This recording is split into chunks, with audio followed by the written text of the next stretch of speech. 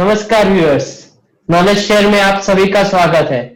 आज हमारे साथ retired lieutenant colonel Prashant Mishra ji है। नमस्कार सर। नमस्कार जी। मैं आपको इनका छोटा सा परिचय दे दूं। इन्होंने नेशनल डिफेंस एकेडमी ज्वाइन की थी। वहां से उन्होंने मिलिट्री कम्युनिकेशन के क्षेत्र में काम करना शुरू किया। वहां उन्होंने combat communication, signal strength, technical network, strategic network में अपना अभूतपूर्व योगदान दिया है। 1993 से लेकर 2009 तक उन्होंने आर्मी में अपना योगदान दिया और 2009 में एज ए लेफ्टिनेंट कर्नल वो रिटायर्ड हुए। रिटायर्ड होने के बाद उन्होंने भारत इलेक्ट्रॉनिक लिमिटेड में डिसीजन सपोर्ट सिस्टम में 2 साल तक काम किया। उसके बाद उन्होंने 2011 से 2018 के बीच में टाटा पावर एसईडी में 124 इंजीनियर्स के साथ मिलकर आर्म्ड फोर्स के लिए सिक्योर कम्युनिकेशन के सॉफ्टवेयर और हार्डवेयर बनाए। 2018 से वो विहान नेटवर्क्स लिमिटेड में इंडियन आर्मी के लिए सॉफ्टवेयर डिफाइंड रेडियो प्रोजेक्ट पे काम कर रहे हैं। वो अपने काम और लीडरशिप और इनोवेशन के लिए जाने जाते हैं। वो एक बहुत अच्छे इनोवेटर है जो उनकी एक प्रतिभा को दिखाता है।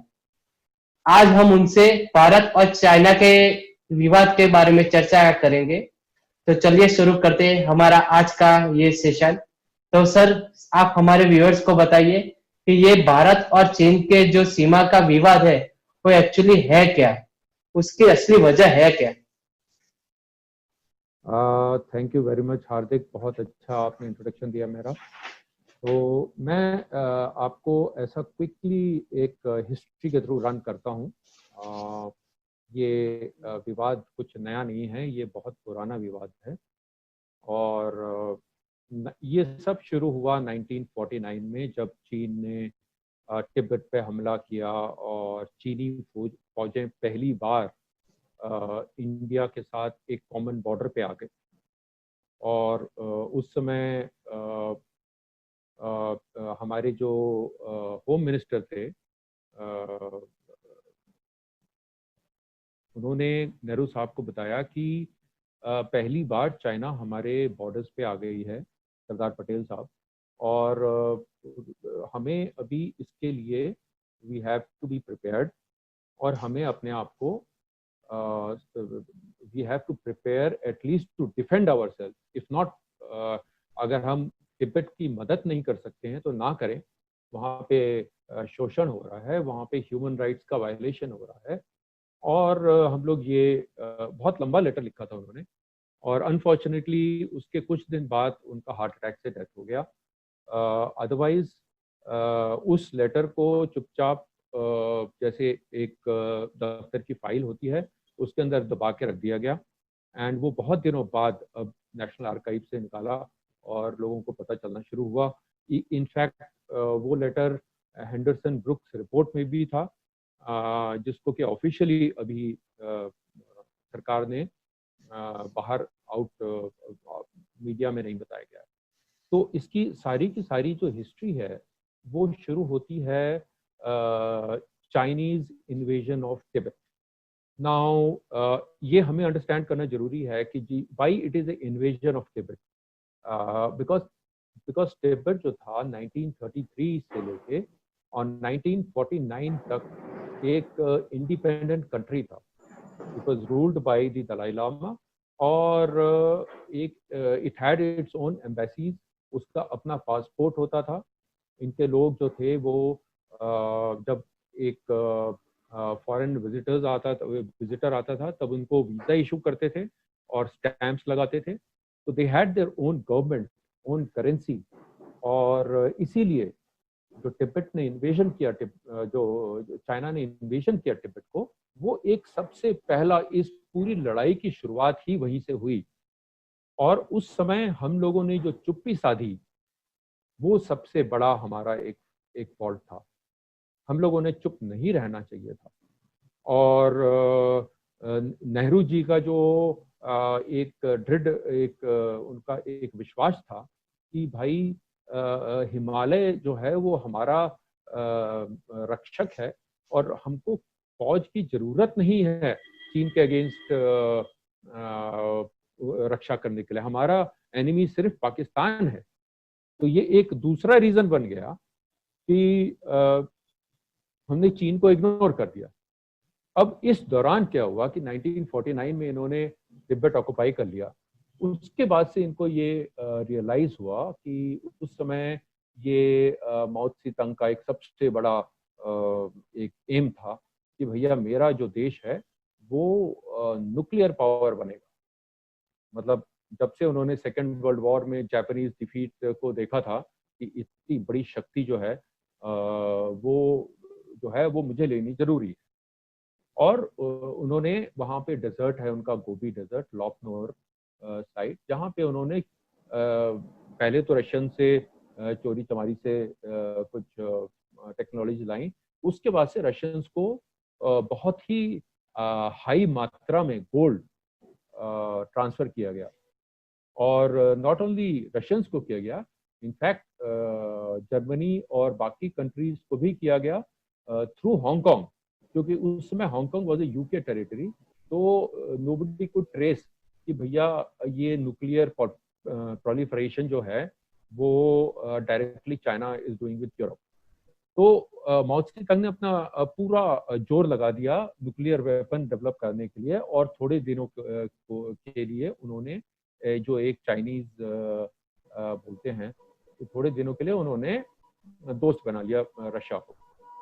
और रशियन कम्युनिज्म जो था was not the inspiration. Russian communism के बेसिस पे चाइनीज कम्युनिज्म नहीं बना था। रशियन कम्युनिज्म जो था वो बना था on the workers, power of the workers, वर्गियों से क्लास, मतलब वो they wanted to bring power to the industrial workers. और जो चाइनीज कम्युनिज्म था दैट वाज पीजेंट मूवमेंट, कि हमारे जो पीजेंट्स हैं, जो फार्मर्स हैं, वो शक्ति है। तो इन दोनों कम्युनिस्ट फिलॉसफीज में बहुत डिफरेंस है।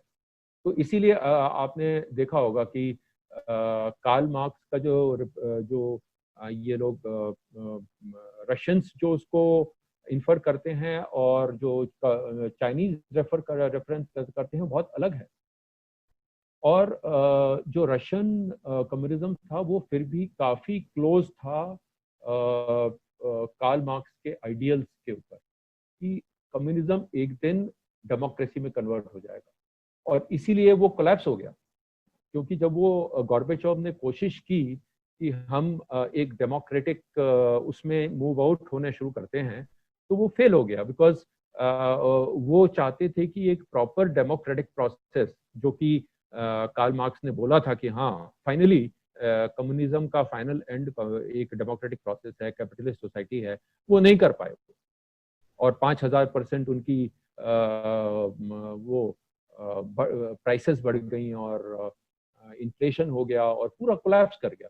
मतलब विद इन 2 ईयर्स, 1989 और 91 के बीच में एक मैसिव कोलैप्स हुआ, जो कि Soviet union lost not only so many countries but it lost, उसका एक वर्ल्ड इमेज लॉस हो गया। चाइना ने क्या किया कि चाइना ने अपना कम्युनिज्म पीसेंट से स्टार्ट किया। और उनका जो ये था वो रशियन से मिलता जुलता नहीं था। उनका काम रशियन से सिर्फ ये था कि हम जो टेक्नोलॉजी ये लोग, बिकॉज रशियंस जो आप कोर वैल्यूज देखें रशियंस की, तो Russians are very good at physics. अगर हम लोग बचपन की बात करें तो हम लोग रशियन ऑथर्स की फिजिक्स बुक्स लिया करते थे आईआईटी प्रिपरेशन के लिए। तो रशियंस फिजिक्स में बड़े अच्छे थे। तो आपको जो पूरी मून रेस की कहानी है उसमें आपको नजर आएगा ये सबसे पावरफुल रॉकेट, सबसे पहला satellite, first vision of the moon, और वो सब चीज जब तक कैनेडी ने ये सेट नहीं किया कि we will go to the moon in next 10 years, तब तक अमेरिकन उस चीज को अचीव नहीं कर पाए। तो आप ये देखिए एक पावर रशिया का। अच्छा, तो चाइना ने बोला कि ठीक है मेरे को न्यूक्लियर पावर चाहिए, मैं रशिया से लूंगा। लेकिन at the same time Russia और चाइना एक दुश्मन बने रहे, क्योंकि रशिया भी ये जानता था कि ये सिर्फ न्यूक्लियर पावर लेना चाहते हैं हमसे, उसके अलावा इनका कुछ नहीं है। रशिया डिले करता रहा, डिले करता रहा। और जब ये 1959 में दलाई लामा वहां से इंडिया आए, और फर्स्ट मीटिंग हुई between the Russian president and the Mao Tse tung, उसने बहुत जोर से डांटा उसको। उसने बोला you should have put Dalai Lama in the coffin and now अब जाके आपने एक नई प्रॉब्लम क्रिएट कर दी है, ठीक है। तो ये तो जब दलाई लामा निकल गए भारत से, और हम खंजे नामे पोस्ट पे जब हमने उनको रिसीव किया, असम राइफल्स के सोल्जर्स ने उनको रिसीव किया और नेहरू ने ऐलान किया कि अब ये हमारे स्टेट गेस्ट हैं, he is accepted as an exile. उसके बाद से माओ से तंग ने जो जो चीज रिकॉर्डेड नहीं है, देखो चाइना में जो रिकॉर्ड्स बनते हैं वो रिवाइज बहुत बार होते हैं। तो ये बात जो थी, ये दलाई लामा ने खुद बताई कि जो उनके ऑफिशियल्स, बिकॉज उस समय भी दलाई लामा के जो अपनी जो कशाक बोलते हैं, उनकी जो पार्लियामेंट और जो उनका जो इनर कोर होता है, जो लोग डिसीजन लेते हैं, कशाक बोलते हैं। कशाक के कुछ लोग बीजिंग में, उस समय पीकिंग था, बीजिंग में भी थे, जो लोग अंदर की खबर लाते थे।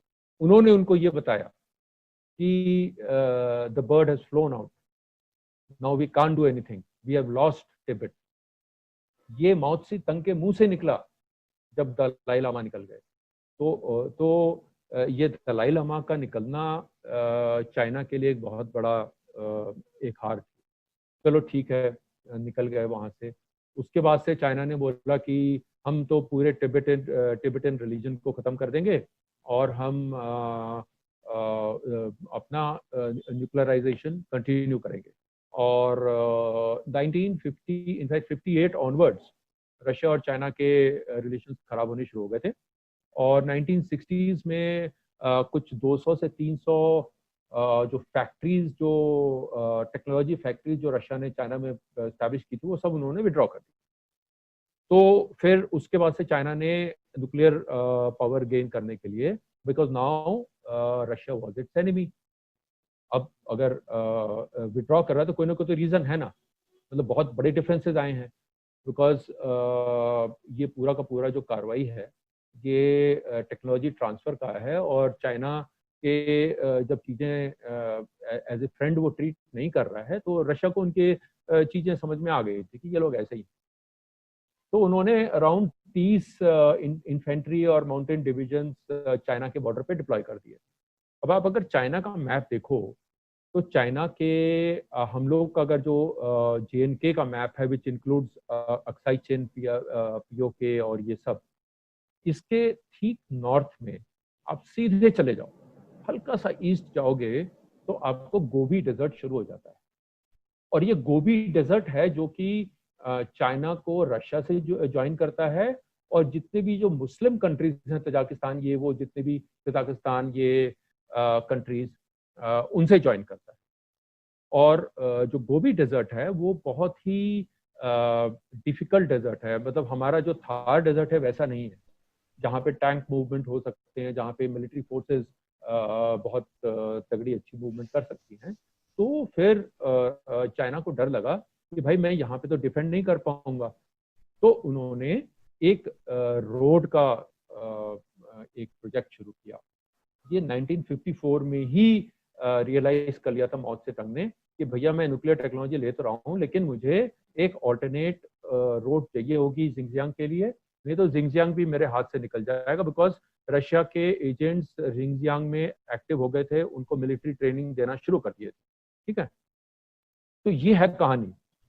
तो ये रोड बनी हाईवे 219, और जो हाईवे 219 है, ये अक्साई चीन के एकदम मतलब बहुत ही ऊपर से पास होती है। आप अगर मैप देखोगे तो बहुत ही ऊपर से पास होती है। हार्डली अबाउट 50 to 60 किलोमीटर्स वो हमारे बाउंड्री में आती है। ओके। तो अगर वो रोड और ऐसा नहीं था कि उस रोड का ऑल्टरनेटिव नहीं था, उस रोड का एक ऑल्टरनेटिव था जो कि हम लोगों ने सजेस्ट भी किया कि भाई आप लोगों के सारे मिलिट्री, जब आप लोग अपने द ग्रेट मार्च बोलते हैं इसको, जब माओ त्से तुंग और चिंग काई शेक इन दोनों की लड़ाई हो रही थी, Chiang Kai-shek is Republic of China and Mao Zedong is People's Republic of China. Taiwan में जो चिंग काई शेक गए थे, तो इन दोनों की जब लड़ाई हो रही थी तो उस समय ये चीज निकल के पूरी क्लियर आ चुकी थी कि भैया ये रोड है, ये रोड का अहमियत बहुत ज्यादा है। और चिंग काई शेक मुस्लिम थे और चिंग काई शेक जिंगजियांग में उन लोगों का बहुत बड़ा वो बेस था। तो ये लोग पूरा लॉन्ग मार्च करते करते जिंगजियांग गए और फिर वहां से एस्केप किए। एक बार भी उनको अक्साई चीन में आने की जरूरत नहीं पड़ी। तो ऐसा नहीं था कि ऑल्टरनेट रोड तो जिंगजियांग नहीं थी, ठीक है, वो ऑप्शन था उनके पास हमेशा, लेकिन उन्होंने जबरदस्ती बनाई क्योंकि देखो China is a expansionist country और चाइना की एक ये फिलॉसफी समझनी बहुत जरूरी है जो हम लोग नहीं समझ पाते हैं कि जब एक्सपेंशन होता है तो एक्सपेंशन जितने भी ये कम्युनिस्ट कंट्रीज होते हैं ना, इन लोगों का बेस ऑफ एक्सपेंशन होता है रॉ मटेरियल। और वो रॉ मटेरियल क्या होता है, एक तो ह्यूमन बीइंग हुआ और एक हुआ आपका मिनरल्स। और इसने चाइना ने एक नई चीज इन्वेंट की कि अच्छा ठीक है, क्रॉप्स भी खाने के जो पदार्थ हैं वो भी एक एक्सपेंशन के हमारे वो हो सकते हैं। और इन सब चीजों के लिए आपको लैंड की जरूरत पड़ती है।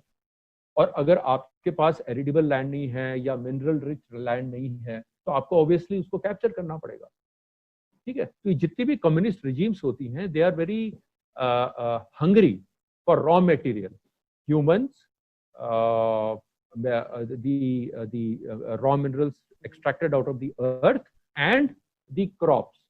ये तीन वेरिएंट्स है, ठीक है। तो ये इन तीनों से ही खेलते हैं। माओ त्से-तंग ने ह्यूमंस के साथ बहुत खेला। माओ त्से-तंग ने 30 मिलियन ह्यूमंस को मार दिया और अपनी ग्रेट लीप फॉरवर्ड में अपने उस ड्रीम में कि we will make India China the greatest industrialist country, ठीक है। तो वो ये लोग यूज करते हैं, तो वो एक इनहेरेंटली एक्सपेंशनिस्ट पावर है।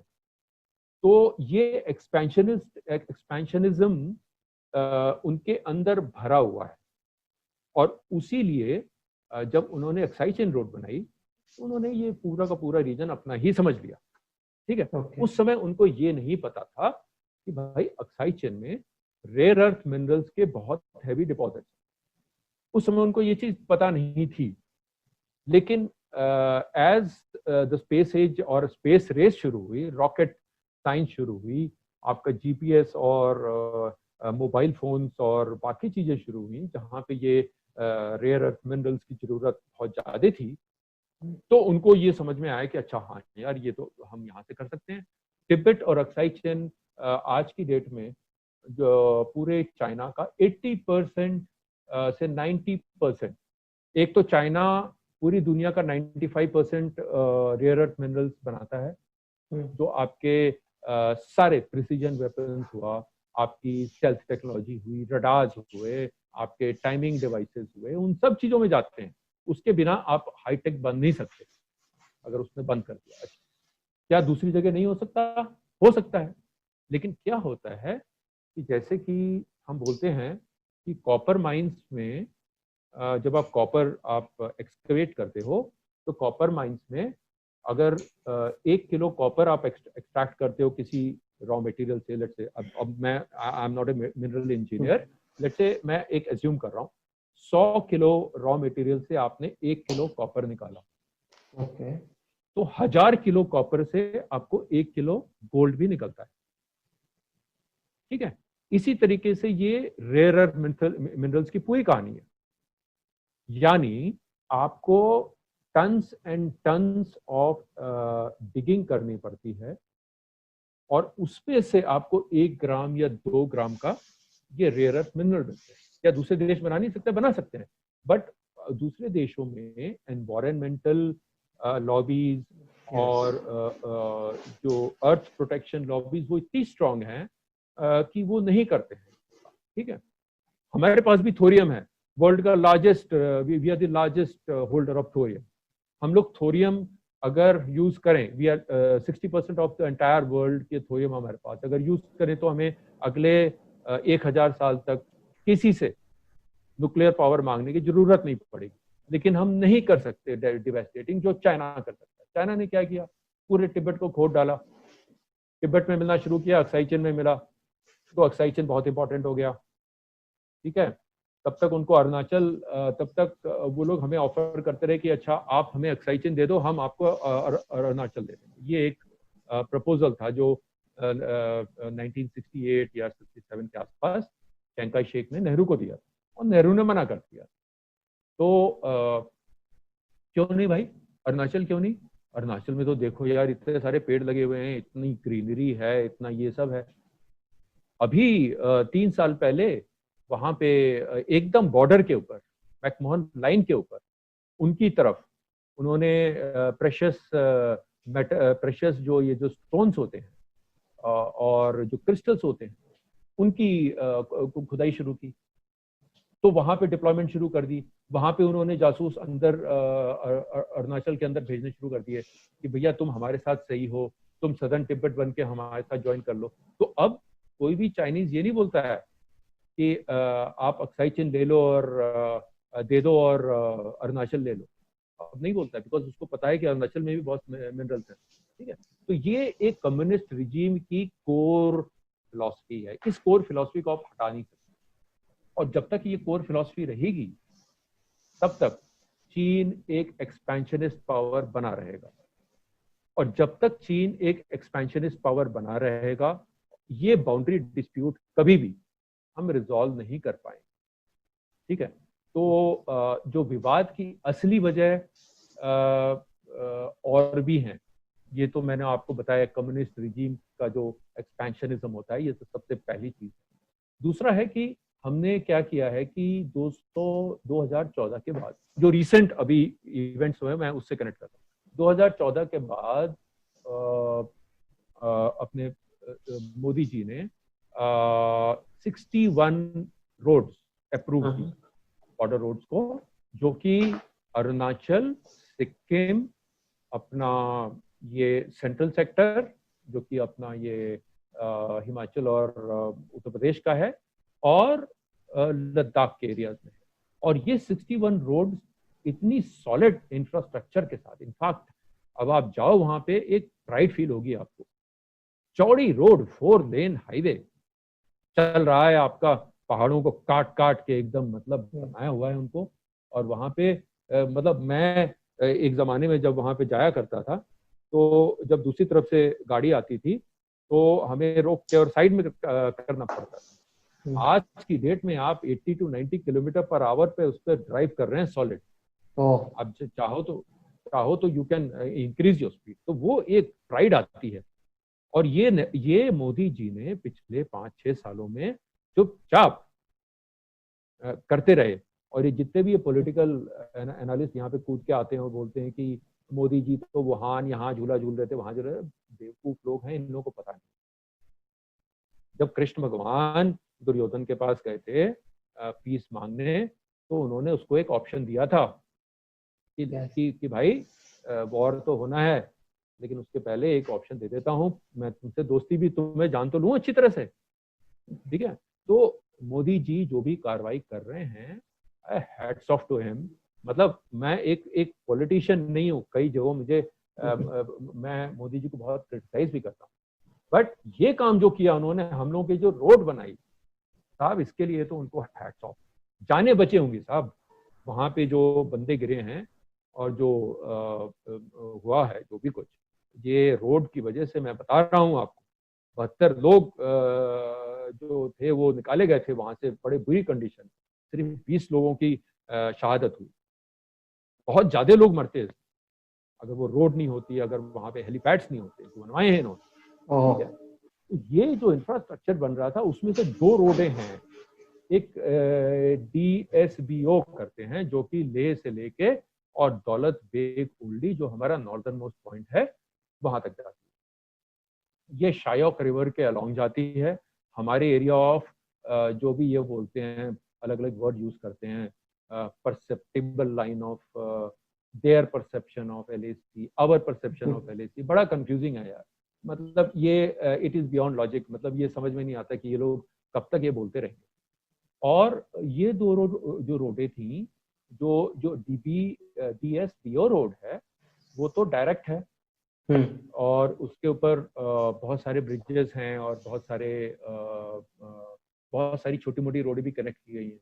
उसके अलावा एक एक ससोमा ससेरला रोड है जो कि उसको एक ऑल्टरनेट पाथ देती है, ओके। ताकि अगर इन्होंने इस रोड को इंटरडिक्ट किया तो हम लोग एक ऑल्टरनेट पाथ से DBO को प्रोटेक्ट कर, ओके। ठीक है।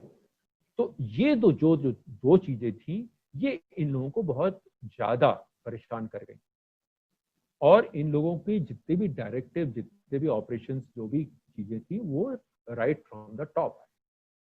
और उसके बाद से हमारा इंसिडेंट हुआ गलवान का, ठीक है। क्योंकि असली वजह पे आप आ रहे हो, तो मैं करंट को लेके जा रहा हूँ।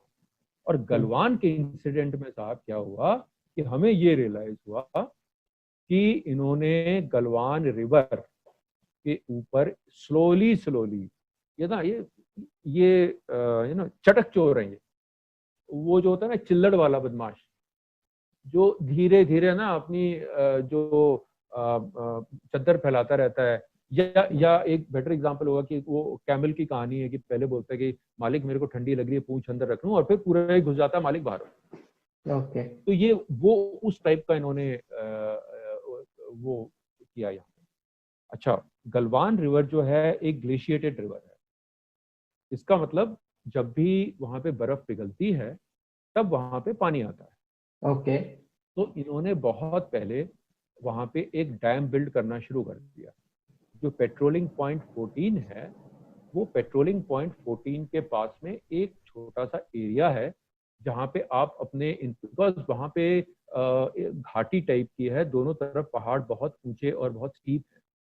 तो वो एक एरिया है जहाँ पे फ्लैट एरिया है, जहाँ पे ये लोग हैवी इक्विपमेंट ला के रख सकते हैं, और धीरे धीरे हैवी इक्विपमेंट ला के, और धीरे धीरे इन्होंने एक बहुत ही उसको हम एक इंजीनियरिंग एफर्ट नहीं बोलेंगे, उसको हम ये बोलेंगे कि छोटे छोटे स्ट्रक्चर डाल के उसके फ्लो को रोकने की कोशिश की। अच्छा, रिवर के फ्लो को आप जब रोकोगे तो क्या होगा, पीछे लेक बन जाएगा। और ये पूरा जो एफर्ट था वो स्लोली स्लोली एक लेक क्रिएशन का था, ताकि जब गलवान रिवर का ये लेक टूटे, क्योंकि ये डैम तो है नहीं, डैम में क्या होता है कि आपके चैनल्स बने होते हैं जिसके थ्रू वाटर आप रिलीज कर सकते हो अगर लेक का हाइट ऊपर होता है। तो इनका ये एफर्ट था कि भैया जब ये लेक टूटे और जब बाढ़ जाए इंडिया के साइड में, ठीक है, तो वो फ्लडिंग का एक कंडीशन आए। उस फ्लडिंग में जब इतना सारा पानी एक साथ बहुत हाई स्पीड में जाता है, मिलिट्री में एक फ्लडिंग की एक रिक्वायरमेंट भी होती है। जब हम, जैसे पाकिस्तान को रोकने के बहुत सारे हमारे प्लान्स हैं, रिवर्स के ऊपर डैम्स बने हुए हैं स्पेसिफिकली फॉर दैट, कि कहीं पे अगर हम उनको रोकना चाहें तो हम ये डैम पूरा खोल देंगे और वो पूरा फ्लड हो जाएगा एरिया, वो लोग मूव ही नहीं कर पाएंगे, उनका इंफ्रास्ट्रक्चर टूट जाएगा, उनके ब्रिजेस बह जाएंगे, उनके जो वहां पे मिलिट्री इंस्टॉलेशन है वो बह जाएंगे, ठीक है। उसी तरीके से चाइना ने ये कोई छोटी सी बदमाशी की थी, ज्यादा बड़ी बदमाशी नहीं थी, क्योंकि बहुत साल पहले इन्होंने सतलज में भी यही चीज करने की कोशिश की थी और बहुत नुकसान हुआ था हमारा, करोड़ों में हुआ था, हजारों करोड़ों में हमारे जो डैम्स थे और ब्रिजेस थे वो टूट गए थे। और उन्होंने क्या बोला था कि भाई हम तो पहाड़ों को रिस्ट्रक्चर कर रहे थे, और सॉरी, ये पहाड़ में वो आ गया था, एवलांच आ गया था, या जमीन खिसक गई थी, और उसकी वजह से ये नेचुरल डैम बन गया था। और इसकी, अरे भाई, पिछले हजारों सालों में जो चीज नहीं खिसकी वो आज कैसे खिसक गई, ठीक है। तो वो एक उनकी बहुत जानबूझ के करी गई एक साजिश थी, और ये हम लोगों ने, इनफैक्ट उन दिनों government was like that only, मतलब 2009 से पहले की बात है, तो हम लोगों ने इसको ज्यादा प्रोफेस नहीं किया, बिकॉज इन सब चीजों में ना आप प्रूव नहीं कर सकते। जैसे कि चाइना, मैं कई साइंटिस्ट को जानता हूं जो कि ये बोलते हैं कि चाइना वेदर वेपन यूज कर रहा है हमारे ऊपर। ले की पूरी उन्होंने वो चेंज कर, ले में जाइए आप बात करिए लोगों से, इनफैक्ट लेके बियॉन्ड जाइए, आप बात करिए लोगों से, वहां पे सिर्फ मिट्टी के घर बनते हैं क्योंकि बारिश होती नहीं है। ओके। सिर्फ मिट्टी के ईंट बनते हैं, उसको पकाते भी नहीं है, वो कच्चे ईंटों के वो घर बनाते हैं। ओह। वो बोलते हैं साहब, साहब पिछले 5 सालों से तो बारिश इतनी ज्यादा हो रही है, खैर उससे हमें फायदा भी हुआ।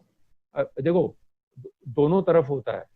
एक तो लेक ग्रीन हो गया, वहां का ऑक्सीजन कंटेंट थोड़ा सा बढ़ गया, तो हमें फायदा भी हुआ उससे। लेकिन नुकसान क्या हुआ? नुकसान तो ये हुआ कि उन्होंने एक एक्सपेरिमेंट कर लिया कि हम वेदर वेपन यूज कर सकते हैं इंडिया के अगेंस्ट। वेदर वेपन में क्या है? आप सिल्वर नाइट्राइट का या वाटर का एक स्प्रे डाल दीजिए एट सर्टेन हाइट, हमारा रडार और वो सब वहां पे इतना एक्टिव तो है नहीं। आप उनके एरोप्लेन यहाँ वहाँ डाल के चले जाएं, अगर विंड फ्लो हमारी तरफ आ रही है तो they can do it from their side also. ठीक है। तो एक जनरल साहब थे, उन्होंने भी मुझे बताया है, तो मैं खैर वो सब चीजें तो नहीं रिवील कर सकता हूँ, लेकिन ये एक वेदर वेपन का भी ट्रायल उन्होंने ले में किया। ओके। अभी ले उनके लिए हाईवे 219 की वजह से बहुत इंपॉर्टेंट है, और ले में हम जितना भी इंफ्रास्ट्रक्चर डेवलप करेंगे उनको बहुत काटेगा। ले उनके लिए ऑल्सो इम्पॉर्टेंट है बिकॉज अक्साई चेन में उनको बहुत ही हाई क्वांटिटी में, because Aksai chain is Aksai chain part of Xinjiang है और तिब्बत नहीं है, तो तिब्बत के अंदर जो एक्सकेवेशन कर रहे हैं ये रेयर अर्थ मिनरल के, वो अक्साई चेन में कर सकते हैं। डिस्प्यूटेड टेरिटरी है, कोई पूछेगा नहीं, कोई जाएगा नहीं, वैसे ही वो रिस्ट्रिक्टेड है मूवमेंट वहाँ पे। तो वो उनके लिए एक बहुत ही मतलब एक जुगलर वेन है जिसको हम दबा रहे हैं इस वक्त, अपना इंफ्रास्ट्रक्चर स्ट्रॉन्ग करें। उसके बाद से फिर रीजंस आते हैं कि आर्टिकल 370 निकल गया साहब। अमित शाह ने स्ट्रेट बोल दिया कि अक्साई चीन भी इंक्लूडेड है। जब मैं बोलता हूँ पीओके और लद्दाख, तो उसमें अक्साई चीन भी इंक्लूडेड है। ये पार्लियामेंट्री डिक्लेरेशन है और कोई ऐसे वैसे नहीं है, रिकॉर्डेड रहता है। जैसे 1994 में नरसिम्हा राव ने बोला था कि पीओके हमें वापस लेना है, उसी तरीके से अमित शाह का वो स्टेटमेंट जो था वो एक बहुत ही डेयरिंग स्टेटमेंट। मतलब एक पॉलिटिशियन के मुंह से इतना बड़ा स्टेटमेंट निकल जाना, मैं तो उसको भगवान की तरह पूजूं। मैं तो मतलब उसका एक तस्वीर लगा के पूजूंगा कि उसने इतना बड़ा स्टेटमेंट किया, कि उसने सीधे एक ललकार लगाई है चाइना की तरफ कि अक्साई चीन हमारा है। तो एक तो वो चुप गया उनको। उसके बाद से फिर ये आ गया कोरोना। कोरोना में सब तरफ से अटैक पे थे वो। तो आप देखिए चाइना के बिहेवियर को। चाइना का बिहेवियर बहुत रिपीटेबल है, बहुत इजी है अंडरस्टैंड करना। आप हिस्ट्री में जाइए, जब जब चाइना में इनर प्रॉब्लम्स, इंटरनल प्रॉब्लम्स आई हैं, उन्होंने हमेशा वॉर किए हैं, हमेशा।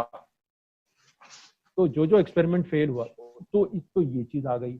और उसके बाद से फिर क्या हुआ कि और ये चीज आई तो इन्होंने तो ऑल आउट वो सब जगह कर दिया। जापान, ताइवान, हांगकांग, वहां से और जहां तक इंफॉर्मेशन मेरे पास है, ये वायरस बनाया गया था हांगकांग के लिए, और गलती से उनके अपने लैब में ही उनके ऊपर ही हावी हो गया।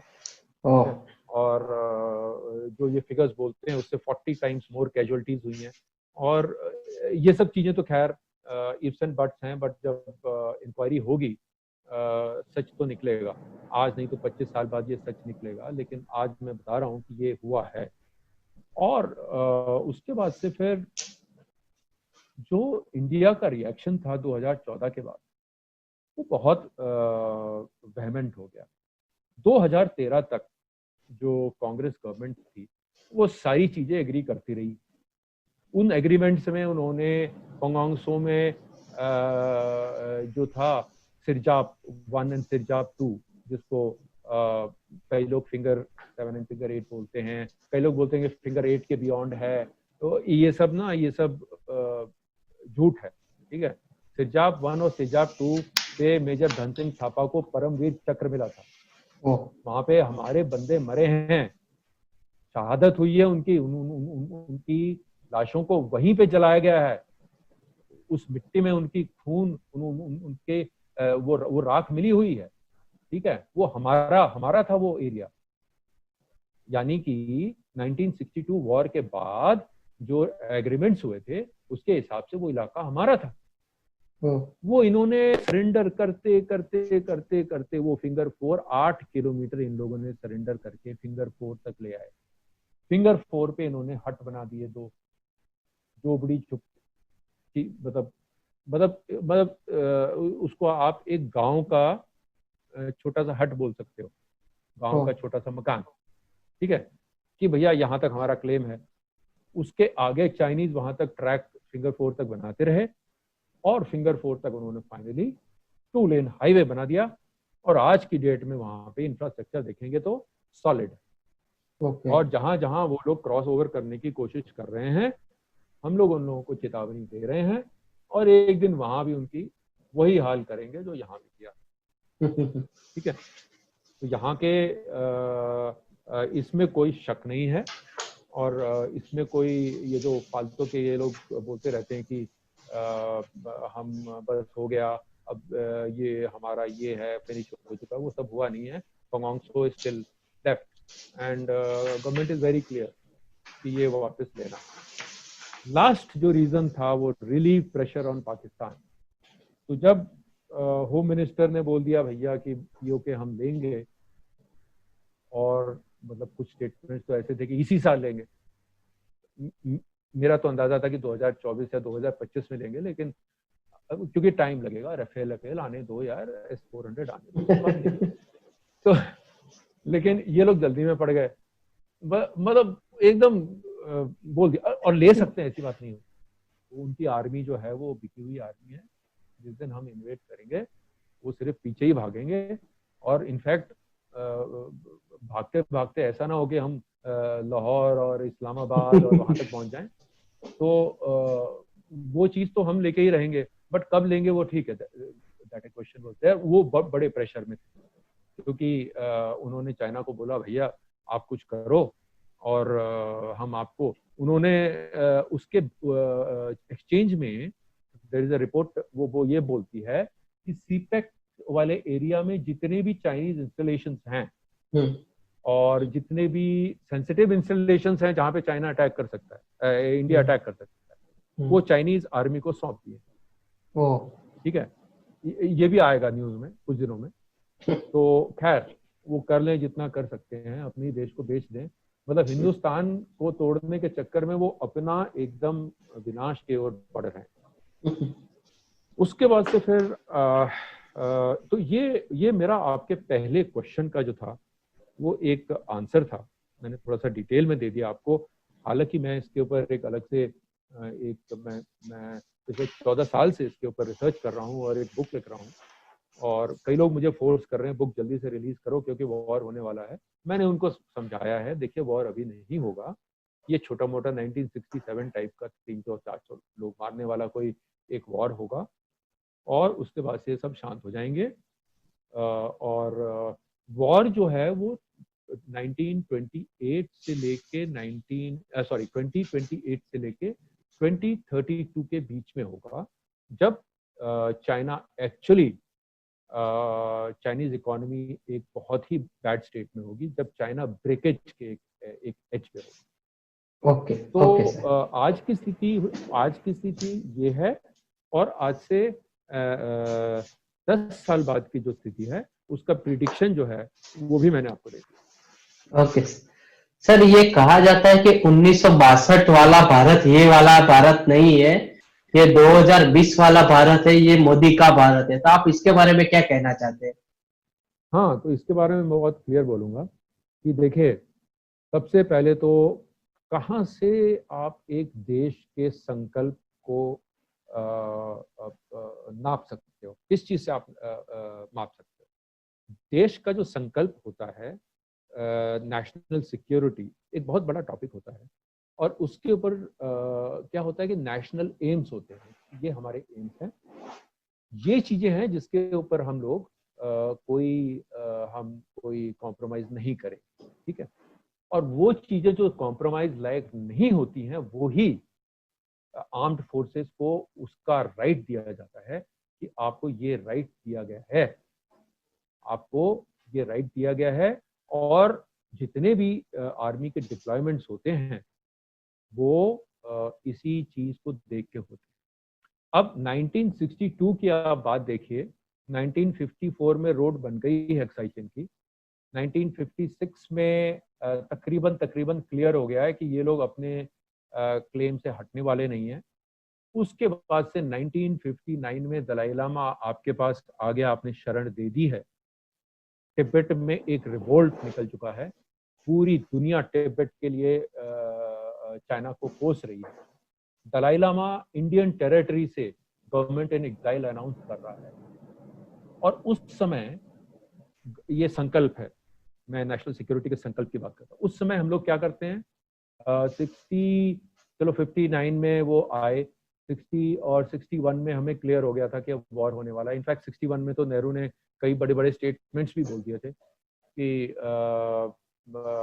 अगर हम एक भी इंच टेरिटरी का ये वो नहीं करेंगे एंड ऑल दैट, उस टाइप के कई सारे पॉलिटिकल स्टेटमेंट्स भी बोल दिए थे, जिसको कि चाइनीज ने इधर कर दिया था। अच्छा ठीक है, वो सिर्फ अपने पॉलिटिकल बेस के लिए बोल रहे हैं। लेकिन फिर जो उन्होंने ऑर्डर्स क्या इशू किए, हमारे पास उस समय 9 डिविजन्स थी। इमेजिन, आपके सामने एक कंट्री खड़ा है जिसके पास अबाउट 4 मिलियन की आर्मी है, 40 लाख की आर्मी है। उस समय 40 लाख की आर्मी, खैर वो आर्मी एक्चुअल आर्मी नहीं कह सकते हैं, क्योंकि आधी आर्मी एग्रीकल्चर में रहती थी, फिर वो रोटेट करते थे और ऐसे वैसे करते थे। तो उस समय आप लद्दाख में एक ब्रिगेड लगाते हो, एक ब्रिगेड 4,500 से 5,000 लोग, और उसमें आप 2 बटालियन देते हो। और तो उनके साथ जितना भी आर्टिलरी और जो भी छोटे मोटे उन्होंने डेट्स लगा के कुल मिला के 2,000 से 2,500 ट्रुप थे। ठीक है, पूरा का पूरा दौलत बेग ओल्डी ऊपर से लेके और नीचे लानकला, मतलब नीचे का जो जो जो सदर्न मोस्ट पार्ट है, वहां तक की सिक्योरिटी आपने एक ब्रिगेड 114 ब्रिगेड को दे रखी है, जिसमें 2 बटालियंस हैं। आप अगर 2 आदमियों के बीच में अगर 10 किलोमीटर का भी डिस्टेंस रख दोगे तो कवर नहीं होगा। ठीक है, तो ये उनका संकल्प है। उसके बाद से सेंट्रल और ईस्टर्न सेक्टर, मतलब आप ये पूरा हिमाचल का एरिया ले लीजिए, उत्तर प्रदेश में बाराहोती वाला एरिया ले लीजिए, उसके बाद से नीचे चले जाइए सिक्किम और अरुणाचल की तरफ, अबाउट 2 डिवीजन की फोर्स। 2 डिवीजन मतलब एक डिवीजन में 3 ब्रिगेड्स होती हैं, अराउंड 15,000 कईयों में 16, 17, 18, 20, depending on your operational role. ठीक है, 2 डिवीजन दे रखी थी। चाइना के पास क्या था, चाइना की डेडिकेटेड 3 डिविजन्स थी हमारे अगेंस्ट, जो कि 1960-61 में ऑलरेडी मूव कर दी गई थी अगेंस्ट लद्दाख की बात कर रहा हूँ। और जो नॉर्थ ईस्ट और सिक्किम का एरिया था, और वहां पे उन्होंने 3 डिविजन्स और मूव कर दी थी। ओके, उनकी डिविजन्स 13,000 के आसपास लोगों की होती है, लेकिन बड़ा घपला है, because Chinese information is not very मतलब ट्रांसपेरेंट, एक्यूरेट नहीं तो होती। ये जो फिगर ये कोलेट नहीं कर पाएंगे हम लोग। तो तकरीबन ये था, ये हमारा इंटेलिजेंस फेलियर था, हम लोगों ने ठीक से जज नहीं किया। इन्होंने अगर आपको याद हो तो 1950 में एक कोरियन वॉर फाइट किया था, जिसमें नॉर्थ कोरिया और साउथ कोरिया बने थे, और अमेरिकन को ये क्लेम करते हैं कि हमने डिफीट किया था, लेकिन बड़ी बुरी तरीके से मारे गए थे ये लोग। और कोरियन वॉर में जो वहाँ की जो एकदम एक्सपीरियंस्ड वॉर टेम्पर्ड फोर्सेस थी, उन लोगों को लगाया था इन्होंने अरुणाचल के अगेंस्ट। 3 डिविजन्स वहां से उन्होंने मोबिलाइज की। और जो सिंगजियांग एरिया में फोर्सेस थी वो लगाई थी लद्दाख के। ठीक है, दोनों forces were equally at that point of time, ठीक ठाक उनका एक्सपीरियंस। अच्छा, अब आप आ जाइए 2020 में गवर्नमेंट का संकल्प। ठीक है, 2020 में लद्दाख में आज की डेट में हमारे पास 3 डिविजन्स हैं। उसमें अप्रोक्सीमेटली 45,000 ट्रुप्स हैं। ये मैं आपको ओपन सोर्स से बता रहा हूँ, मैं आपको एक्चुअल फिगर्स नहीं दे सकता, वो इससे कहीं आगे है। ठीक है, उसके अलावा सेंट्रल और ईस्टर्न सेक्टर में एक माउंटेन स्ट्राइक कोर है, ठीक है, जो कि तकरीबन 35,000 से 40,000 लोग होते हैं, और और 3 और डिविजन्स हैं, सॉरी 9 और डिविजन्स हैं, 9 और डिविजन्स हैं, 9 डिविजन, ओ ठीक है। और टोटल मिला के कितना हुआ, 1.8 lakh troops. 1.8 lakh open source में। ये ओपन सोर्स से मैं बोल रहा हूँ आपको। तो हमारी जो 12 लाख की आर्मी है, उसमें से अभी मैंने आपको गिनाया है कि अराउंड 2.25 लाख जो है, ठीक है, 2.25 लाख हमारे 12 लाख में से 2.25 लाख अभी डिप्लॉयड है, मोबिलाइज्ड है, एकदम एकदम अपने अपने एरियाज में बैठी हुई है। ये दम नहीं था मोदी से पहले किसी का कि बोल दे कि तुम वहां पे डिप्लॉय हो जाओ। अरुणाचल में जब प्राइम मिनिस्टर जाता था तो वहां से एक डिमार्च आ जाता था उनकी एम्बेसी से कि आप ये हमारी टेरिटरी है, दिस इज सदर्न तिब्बत, आप कैसे दलाई लामा को अलाउ? अरे Dalai Lama is the head of Tibetan government, why can't we allow him? Mohan Singh को वो लोग पॉइंट आउट करते थे। आज हमारी फोर्सेस डिप्लॉयड हैं, कर लें जो करना है, क्या कर सकते हैं? तो ये चेंज है संकल्प। चाइना का क्या है? चाइना ने लद्दाख में हमारे अगेंस्ट 4 डिविजन्स खड़ी कर रखी हैं, हमारी 3 के अगेंस्ट उनकी 4, जो कि 70,000 अराउंड ट्रुप्स हैं। ये सारे के सारे डिप्लॉयड नहीं है, मतलब they are not in a war gear, मतलब वॉर प्रिपरेशन के मोड वाले में नहीं है। तो 70,000 ये बिकॉज उनकी इंफॉर्मेशन बहुत मुश्किल है निकलनी, तो ये अप्रॉक्सीमेट असेसमेंट है। और जो सेंट्रल और ईस्टर्न सेक्टर है, वहां पे उन्होंने 1.64 लाख ट्रूप्स डिप्लॉय कर दिए हैं, जो कि बोलते हैं कि हमने डिप्लॉय कर दिए हैं।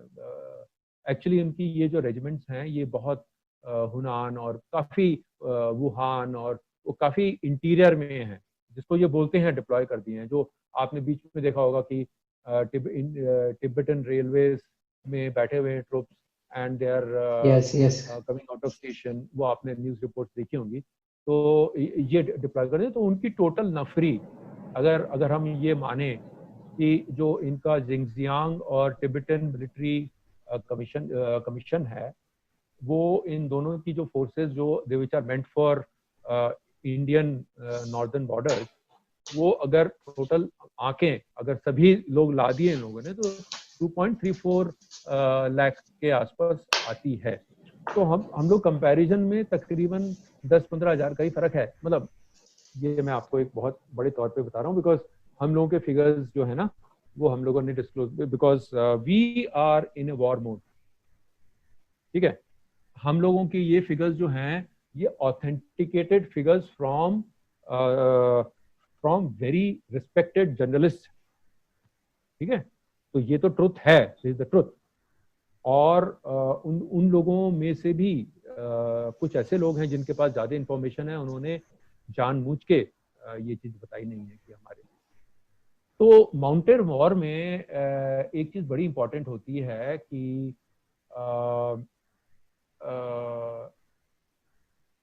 ये लोग, जो हमारा नया भारत है, वो उसने ये ट्रुप्स डिप्लॉय करके क्या क्या क्या संदेशा दिया है? एक नेशनल संदेशा जाता है जब आप आर्मी डिप्लॉय करते हो। तो हमारी हमारी सरकार ने एक नेशनल संदेशा दिया है कि भाई ऐसा है कि हम तो आ गए हैं और हमको आप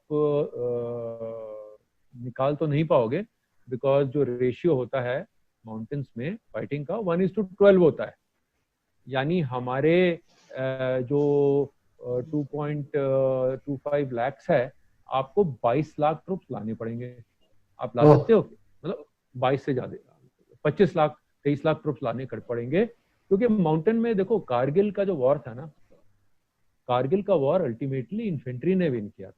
ये चीज ना हम लोग फॉरगेट कर जाते हैं।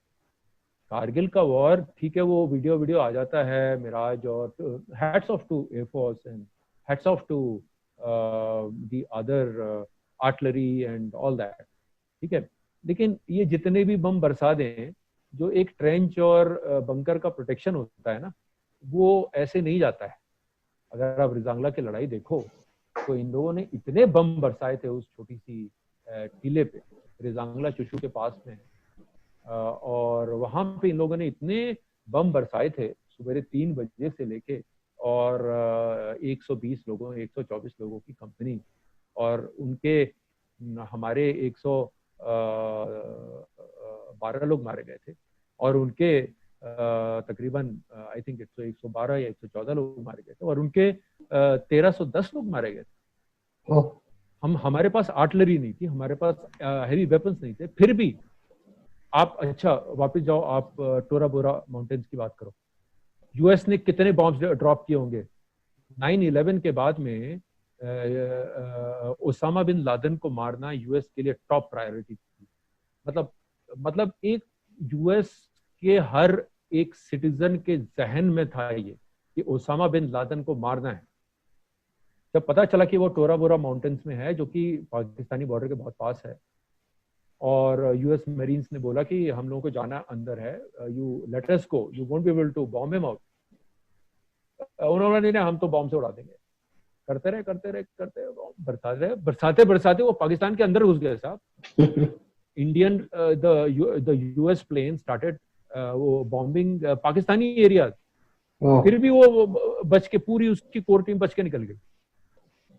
तो माउंटेन्स के अंदर ये जो बड़े वेपन्स होते हैं ना, ये जो अपने बोलते हैं डिफैंग, DF-21 एक इंडिया को फायर करेंगे, ये हो जाएगा और वो हो जाएगा, अरे कुछ नहीं होगा। पहले तो तुम्हारी टेक्नोलॉजी कितनी क्लियर है, चाइनीज टेक्नोलॉजी चलेगी नहीं चलेगी, 10 पे 1 पे फायर होगा, ठीक है। तो वो सब बकवास करते हैं। आज का भारत आज का भारत जानता है कि हमारी जो लड़ाई होगी वो जमीनी लड़ाई होगी, वो इन्फेंट्री की लड़ाई होगी। और जो गौरव आर्य ने अभी एक वीडियो पब्लिश किया था जिसमें उन्होंने बोला था कि हमको सन्स ऑफ सॉइल, जो उस मिट्टी से पैदा हुआ है, उन लोगों की रेजिमेंट्स के तादाद बढ़ानी चाहिए।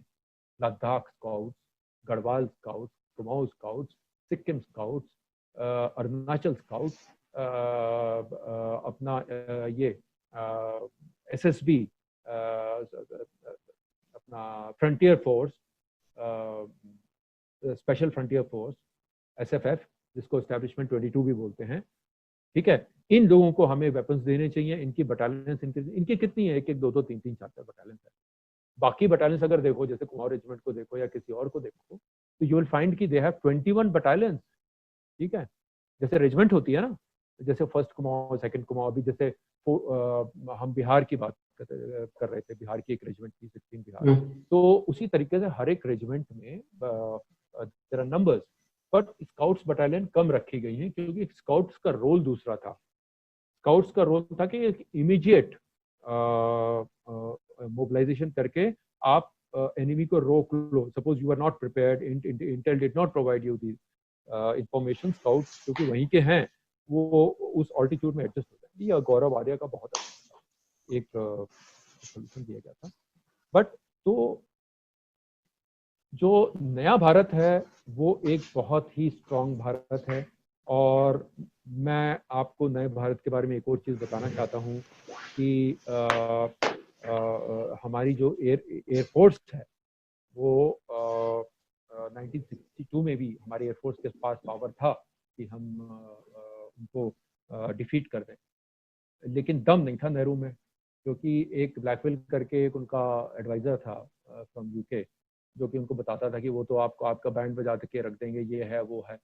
और एयरफोर्स वाले हमेशा बोलते थे कि नहीं नहीं आप चाहिए चाहिए चाहिए। तो एक बहुत बड़ी गलती की नेहरू ने। अगर हमारी एयरफोर्स यूज होती तो अरुणाचल में हमें इतनी ह्यूमिलिएटिंग डिफीट नहीं फेस करनी। और उस समय चाइना के पास तो आप ये देखिए 22 स्क्वाड्रन, हर एक में 16 का मल्टीप्लाई करके आप एक मल्टीप्लिकेशन फिगर 500 एयरक्राफ्ट के आसपास थे, ठीक है। उस समय चाइना का maximum possibility of deploying aircraft against us was 350। मतलब दिस 22 स्क्वाड्रन्स जो हमारे थे, वो हम लोग अगर अच्छी तरीके से मैनेज करके और बोथ पाकिस्तान एंड चाइना के अगेंस्ट, बिकॉज चाइना के साथ युद्ध हो रहा था, तो यूएस ने पाकिस्तान को बोल दिया था चुप रहना, एकदम हिलना मत। तो हम कर सकते थे। तो ये नया भारत क्या है? नया भारत क्या है कि उसने तो फॉरवर्ड एयर बेसेस भैया, जिसके बारे में हमने कभी सोचा नहीं था, Chushul air base, DBO, Fukche, ऐसे ऐसे एयर बेसेस उन्होंने एकदम फुल फ्लेजेड C-17 लैंड कर दिया था। C-17 वर्ल्ड का सबसे हैवी लिफ्टर एयरक्राफ्ट लोड कर दिया वहां पे। तो ये नया भारत है। और हमारे पास आज की डेट में जो चाइना के एक्चुअली डुअल रोल में 270 फाइटर्स हैं और 58 ग्राउंड अटैक एयरक्राफ्ट हैं। चाइना के पास 157 फाइटर्स हैं and they don't have the concept of ground attack aircraft, but they do have a concept कि प्रिसीजन स्ट्राइक यूएवी। तो उन्होंने ये आर्म्ड यूएवी जो अभी इंडिया खरीदने की कोशिश कर रहा है, बहुत महंगी आती हैं, $2-3 बिलियन की आती है, शायद अभी थ्रू भी हो जाएगा वो, तो वो हमारे पास भी इक्वलेंट हो जाएगा। हमारे पास 10 से 20 न्यूक्लियर मिसाइल्स हैं जो कि पूरे चाइना को कवर करती हैं। उनके पास 104 न्यूक्लियर मिसाइल्स हैं which are aim towards India. इससे कोई फर्क नहीं पड़ता था। न्यूक्लियर मिसाइल को ऐसे फायर कर नहीं सकता, ठीक है। कोई न्यूक्लियर वॉर अभी देख लिया ना हमने, अभी तो हम उनकी टेरिटरी में घुस के उनको उनके डैम को तोड़ के आए, ठीक है, कुछ नहीं कर पाए। और जहां तक मेरी इंफॉर्मेशन 130 लोग मरे हैं उनके। ये जो 130 लोग? हाँ, ये सब बकवास है। 130 लोगों का अच्छी तरह से धुनाई किया हम लोगों। तो ये खैर कुछ दिनों में बाहर निकल के आ जाएगा। तो न्यूक्लियर मिसाइल तो बकवास है, ये कोई फायर नहीं करेगा। और चाइना का भी एक नो फर्स्ट यूज है। तो आई डोंट नो ये न्यूक्लियर मिसाइल को क्यों बार बार ये जो ग्लोबल टाइम्स है दिखाता रहता है कि हम तो हमारे पास एक DF-21 है, वो ये कर देगा वो कर देगा। तो उसके बाद से एक लास्ट चीज मैं बताना चाहता हूँ आपको कि नया भारत क्या है। तो after the war of 33,500 kilometre उन्होंने कैप्चर कर लिया। उसके बाद वो लोग धीरे धीरे करके 2013 तक 640 स्क्वायर किलोमीटर और उन्होंने ग्रैब कर लिया, देप्सांग में, पंगोंगसो में और चुमार में। उसके बाद से उन्होंने और हर ट्रीटी को वायलेट किया, ठीक है। 1993, 1996, 2005, 2012, 2013 हर एक ट्रीटी को वायलेट किया, जो कि ये कांग्रेस करती रही उनके साथ। वो वायलेट करते रहे और कांग्रेस करती रही। तो नया भारत अलग है। नया भारत इनकी ट्रीटीज को विश्वास नहीं करता है। हमारे कमांडर लेवल टॉक्स हुए। कमांडर लेवल टॉक्स के बाद में ये गलवान इंसिडेंट हुआ और किसी ने रोका क्या? फौज को नहीं रोका। ये नया भारत है। आप बात करो जितना बात करना है, लेकिन जो जमीनी सच्चाई है उस पे हम एक्शन लेंगे। तुम्हें जो करना है कर लो। ये नया भारत। सर, अभी जैसे हम देख रहे हैं कि चाइना हर बार यूएन में अपने भारत के बारे में कुछ न कुछ अड़ंगे डालता है, तो क्या भारत को भी ऐसे कदम नहीं उठाने चाहिए कि जैसे उसका अभी रिसेंट में अपना हांगकांग का मुद्दा हो या ताइवान का मुद्दा हो, उन सबको यूएन में ह्यूमन राइट्स के बदौलत उठाया जाए और उनको उसके अंदर ही गिरा जाए? देखिए, गौरव आर्या ने ये चीज तो बहुत बहुत क्लियर में कवर की और मजा आ गया उनके जो उन्होंने वो इंटरव्यू दिया था। मैं तो उसको 2 बार सुन चुका हूँ, बिकॉज मैं उसको एब्जॉर्ब करना चाहता था कि मतलब मेरा ही कोर्स के आसपास हम दोनों 1993 कमीशन हैं और उसने फौज जल्दी छोड़ दी बिकॉज उसको चोट लग गई थी। और मतलब उस चीज को सुन के ना कोई और सोल्यूशन मुझे सामने नहीं आता। उन्होंने जो सबसे इम्पोर्टेंट बातें कही थी वो ये कही थी कि देखिए, आप सबसे पहले तो इनको स्ट्रेंथन करिए। जो ईस्टर्न एशियन कंट्रीज हैं जहाँ पे ये परेशान कर रहा है लोगों को, फिलीपींस को, चाहे फिलीपींस हमसे ब्रह्मोस चाहता है या चाहे आपको वियतनाम हुआ, वियतनाम को आर्म करिए।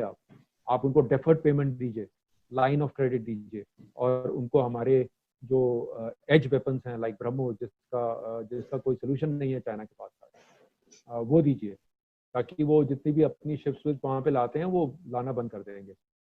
तो उसके अलावा उन्होंने बोला ताइवान को सपोर्ट करिए, हांगकांग प्रोटेस्ट को सपोर्ट करिए, आप ताइवान की एक आलीशान एम्बेसी बनाइए शांति पथ में, as big as the US embassy, जो कि मतलब जिसमें कि दलाई लामा बैठे, उनकी गवर्नमेंट इन एक्साइल बैठे, और दलाई लामा को एक हाई सिक्योरिटी एरिया दीजिए अपने राजपथ के और उस एरिया में, लुइटन एरिया। तो उन्होंने तो बहुत आगे जाके ये सब चीज़ें की हैं। और उसके अलावा यूएन में जो अभी तक होता हुआ आया है, वो ये होता हुआ आया है कि भैया हम लोग तो हमेशा उनकी चीज़ें एक्सेप्ट करते रहे हैं, सिक्योरिटी काउंसिल की सीट हमने उनको दिलाई, यूएन की मेंबरशिप हमने दिलाई, सब कुछ तो हम एक्सेप्ट करते रहे हैं, लेकिन हमारी बात आती है जब, तो वो टेररिस्ट का वो होता है, ये होता है। तो गौरव ने एक बहुत अच्छी चीज़ बात बोली, तो बोला आप उइगुर मुस्लिम्स को सपोर्ट करना शुरू करिए जिंगजियांग में, आप उनका ह्यूमन राइट्स वायलेशन का उठाइए यूएन के अंदर। अरे भाई 1.5 लाख लोगों को आप एक सिक्योरिटी कैंप में, वो जिंदा हैं मरे हुए, उनके परिवारजनों को कुछ पता नहीं है, ह्यूमन बींग्स है ना। ठीक है चलो, हमें एक मुस्लिम कंट्री ने हमें परेशान करके रखा हुआ है, लेकिन इसका मतलब क्या हम इंसानियत के अगेंस्ट थोड़ी ना चले जाएंगे। एक देश और उसकी जो कोर वैल्यूज होती हैं वो बनती हैं उसके सेंस ऑफ जस्टिस से, कि भाई we will always be good, we will always fight for the right. हम चाहे जितने भी कमजोर हों, फिर भी अगर हमारे सामने अगर किसी और कमजोर की राइट छीने जाएंगे तो हम फाइट करेंगे। हमें वो चीज करनी चाहिए, हमें जाना चाहिए यूएन में, हमें सारे diplomatic relations in staged manner we should avoid, we should finish off with China. Thank you sir, आपने बहुत इन डेप्थ में हमको समझाया कि क्या विवाद एक्चुअली हुआ है, कब शुरू हुआ, कहाँ शुरू हुआ, इंडिया की अभी क्या पोजीशन है, चाइना की क्या पोजीशन है। सर आखिर में मैं आपसे पूछना चाहूंगा कि आप देश को क्या संदेश देना चाहेंगे, क्या बताना चाहेंगे कि ये जैसे ये अभी चल रहा है कि चाइना का आर्थिक बहिष्कार करो, चाइना की चीजें लेना बंद करो, तो इन सब के बारे में आखिर में आप क्या कहना चाहेंगे? देखिए चाइना हमारे चाइना का जो सबसे डेंजरस पार्ट है वो है कि वो हमारे जो नेटवर्क के बैकबोन में घुसा हुआ है। जितना भी हम लोग आज बात कर रहे हैं, मैं और आप, और चाहे कितनी भी सिक्योरिटी आप लगा दीजिए, वो हर चीज के ऊपर वो पूरी इंफॉर्मेशन चाइना जा रही है। क्योंकि हुआवाई और ZTE के जो राउटर्स हैं वो हमारे जो इंटरनेट सर्विस प्रोवाइडर्स हैं, चाहे वो BSNL है, चाहे वो एयरटेल है, चाहे वो रिलायंस है, चाहे वो कोई भी है। रिलायंस ने जियो नेटवर्क के बारे में एक स्टेटमेंट बोला था कि हमारे नेटवर्क में एक भी चाइनीज कंपोनेंट नहीं लगा हुआ है। मुकेश अंबानी जी ने बोला था जब प्रेसिडेंट ट्रंप गुजरात के विजिट पे आए थे। लेकिन मैंने काफ़ी एनालिसिस की और मैं उसके डिटेल्स में शायद एक सेपरेट डिस्कशन कर सकते हैं कि नहीं, उनके भी नेटवर्क में बहुत सारे चाइनीज कंपोनेंट्स हैं। और ये जो कंपोनेंट्स हैं ये आज की डेट में, जिस दिन हमारा जो पूरा पावर ग्रिड है, हमारा जो पूरी एयरलाइंस है, हमारा बैंकिंग सिस्टम है, ये अगर लेट्स से 1 महीने के लिए भी चाइना बंद कर देता है तो हमारे GDP को 10% का नुकसान होगा। 10%, 1, 2, 3 या 4% नहीं, 10 के मल्टीप्लिकेशन में नुकसान होगा। तो जिस दिन वो चाहे वो उसने अभी हैक अटैक्स तो स्टार्ट कर ही दिए हैं, और बट वो हैक अटैक्स अभी लिमिटेड रख रहा है गवर्नमेंट एंटिटीज के ऊपर और बाकी चीज़ों के ऊपर। और यस, आपने बहुत सही बोला कि जो उनके जो सॉफ्टवेयर्स हैं एटलीस्ट वो अपने फ़ोन से आप हटा दीजिए।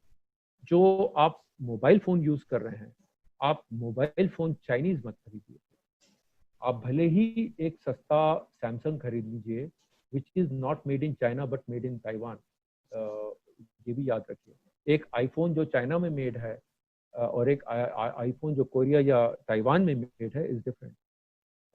तो ध्यान रखें कि कोई भी चीज़, चाहे उसका ओनर, बेसिक ओनर यूएस क्यों ना हो, चाइना का दुश्मन क्यों ना हो, लेकिन अगर वो मैन्युफैक्चर चाइना में हो रही है तो चाइनीज ने एक नए नए इलेक्ट्रॉनिक मेजर्स डिस्कवर कर लिए हैं, जिसके बारे में मैं आपको सेपरेट एक टॉक दे सकता हूँ, जिससे कि वो आपकी सारी टॉक्स को, आपके पूरे फैमिली के बारे में, आपको किस तरीके से परेशान करना है, आपको कैसे फाइनेंशियली डिपेंडेंट बनाना है, और फिर उनके एजेंट्स आके आपको पैसा देना शुरू करेंगे, और क्योंकि आपको कोई और ऑप्शन नजर नहीं आए तो आप उनके एजेंट बन। तो ये चाइना एक तो घुसा हुआ है हमारे देश। दूसरा, हमारे यहाँ नक्सलवाद जो है एक बहुत बड़ा चाइनीज सपोर्टेड सिस्टम है। ये नक्सलवाद जो है ये बहुत ही बड़े एरिया में फैला हुआ है, और इसका सारा पैसा, कुछ पैसा तो ये लोग एक्सटॉर्ट करते हैं वहाँ की लोकल जनता से, और कुछ और 95% पैसा चाइना से आता है। तो नक्सलवाद के ऊपर हमें हमला बोलना पड़ेगा। आज की डेट में जिन एरियाज में ये लोग हैं वहाँ पे हमारी सेंट्रल आर्म्ड पुलिस फोर्सेस जो हैं वो उतनी सक्सेसफुल नहीं हो पाई हैं। या तो हम उन्हें ट्रेन करें, नए कमांडो यूनिट्स लाएं और नक्सलवाद को हम फिनिश करें। ये मेरा दूसरा एक मतलब मैसेज है। और तीसरा मैसेज है कि चाइना जो एज ए कंट्री जो है ना, बहुत कल्चरल कंट्री है। जो एक रेगुलर चाइनीज विलेजर है वो एक बहुत भोला भाला बंदा है। ये जो जितनी भी विशियसनेस और जितनी भी ये जो खराबियां आप देख रहे हैं वो चाइना कम्युनिस्ट पार्टी की है। और चाइनीज कम्युनिस्ट पार्टी का एक चीज बहुत, कम्युनिज्म की एक चीज समझनी बहुत जरूरी है कि communism is not for the country, communism is for communism. जब हमारी माओवादी पार्टी इंडिया से फंड्स एक्सेप्ट करती थी 1962 वॉर के दौरान, आप सोचिए फंड्स आते थे और वो लोग उन लोगों ने पूरे ट्रक्स का नॉर्थ ईस्ट में एक हड़ताल करवा दी थी जब हमें मैक्सिमम रिक्वायर्ड थे। वॉर चल रहा है, in the middle of the war. उस समय आरएसएस ने आके और हेल्प किया था, मजदूर संघ या उनका कोई एक संघ है जिसने आके हेल्प की थी। और मैं आरएसएस का मेंबर नहीं हूं और मैं उनकी फिलॉसफी को नहीं जानता हूं, बट हैट्स ऑफ, उसकी वजह से जवाहरलाल नेहरू जैसे इंसान जो कि आरएसएस को हेट करते थे, उन्होंने 1963 में आरएसएस को अलाउ किया था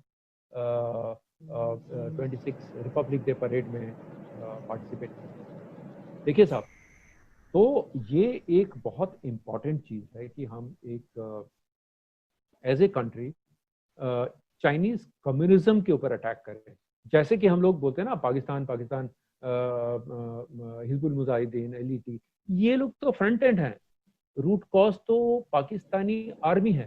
जब तक आप सांप के फन को नहीं आप डिस्ट्रॉय करोगे तब तक ये चीज चलती रहेगी। तो सांप का फन जो है वो कम्युनिज्म है और कम्युनिस्ट स्टेट के अगेंस्ट आपको फाइट करना।